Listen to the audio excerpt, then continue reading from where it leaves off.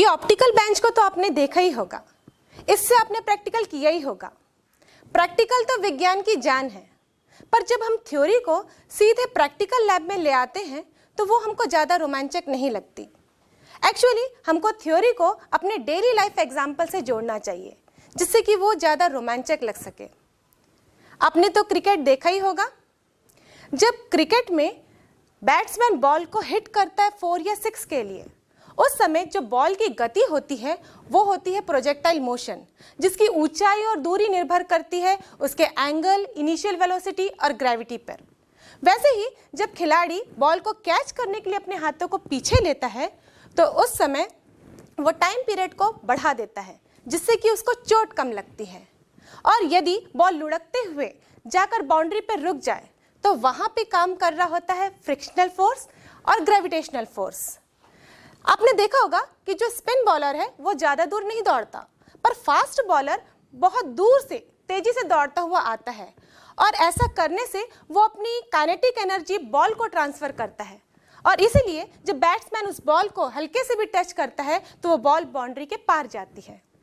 तो देखा आपने, यहाँ पे ढेर सारा फिजिक्स छुपा हुआ है। तो इस प्रकार हम अपनी डेली लाइफ एग्जाम्पल से फिजिक्स को जोड़े तो वो बन जाती है मोर इंटरेस्टिंग और मोर रियलिस्टिक। आपने रात में तारों को तो चमकते हुए देखा ही है, क्या आपने दिन में भी तारों को चमकते हुए देखा है? ये तो वही बात हो गई कि दिन में भी तारे दिखना। आपने दिन में भी एक तारे को चमकते हुए देखा है, जिसे हम सूरज के नाम से जानते हैं, और जिसकी ऊर्जा होती है न्यूक्लियर फ्यूजन। यानी कि हम कॉन्सेप्ट को डेली लाइफ एग्जाम्पल से जोड़कर बेहतर तरीके से समझ सकते हैं। कॉन्सेप्ट को बेहतर तरीके से समझने के बावजूद भी जब परीक्षा की बात आती है तब हमको लगने लगता है डर, पर परीक्षा से डरने की आवश्यकता नहीं है। कुछ महत्वपूर्ण चीज़ों को ध्यान में रखकर हम परीक्षा में भी अच्छा स्कोर कर सकते हैं। सबसे पहले तो एग्जाम हॉल में प्रश्न पत्र को अच्छे से पढ़ें और जितना पूछा जा रहा है केवल उसी का जवाब दें। जनरली जो दीर्घ उत्तरी प्रश्न होते हैं वो 2 से 3 भागों में बटे हुए होते हैं और प्रत्येक भाग का हमको आंसर करना होता है। तो हर आंसर को आप पैराग्राफ चेंज करके लिखिए और जो महत्वपूर्ण चीज़ें हैं उसको अंडरलाइन करें। हाईलाइट करने के लिए आप ब्लैक पेन का भी इस्तेमाल कर सकते हैं, पर ध्यान रहे रेड या ग्रीन पेन का इस्तेमाल ना करें। पढ़ते समय कुछ टॉपिक के परिभाषा, सूत्र, यूनिट्स और डायमेंशनल फार्मूला अच्छे से याद करें। और हाँ, इलेक्ट्रिसिटी और लाइट वाले चैप्टर में एरोस का बहुत इंपॉर्टेंट रोल है। जब हम सर्किट डायग्राम या रे डायग्राम बनाते हैं तो उनके डायरेक्शंस सही होने चाहिए। डायग्राम की प्रैक्टिस लेवल करके करिए ताकि जब आपका डायग्राम बने तो वह स्पष्ट और सुंदर दिखे।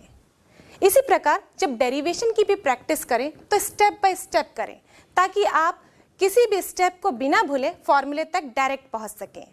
इसी प्रकार हर टॉपिक से जुड़े हुए न्यूमेरिकल्स को सॉल्व करें ताकि आप एग्जाम में अच्छा स्कोर कर सकें।